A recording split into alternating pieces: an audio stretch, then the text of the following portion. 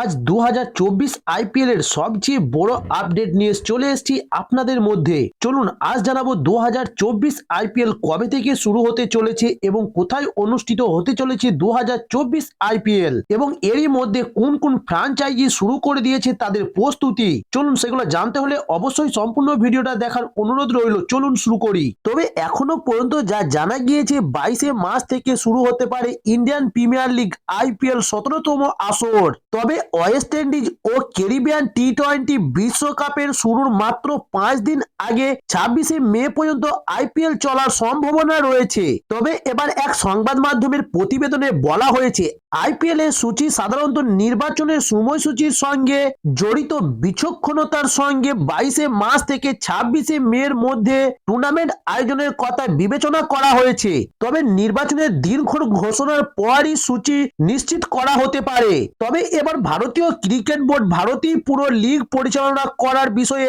আত্মবিশ্বাসী।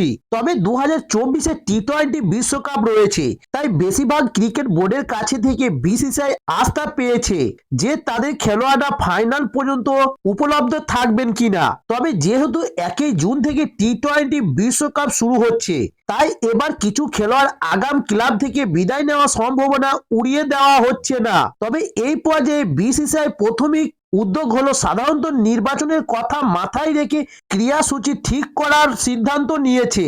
তবে এবার সমস্ত তথ্য অনুযায়ী ইন্ডিয়ান প্রিমিয়ার লিগের সব ম্যাচ ভারতে আয়োজন করতে চাইছে বিসিসিআই। তবে অন্যদিকে ইতিমধ্যেই আইপিএল এর বিভিন্ন দল অনুশীলন করতে শুরু করে দিয়েছে।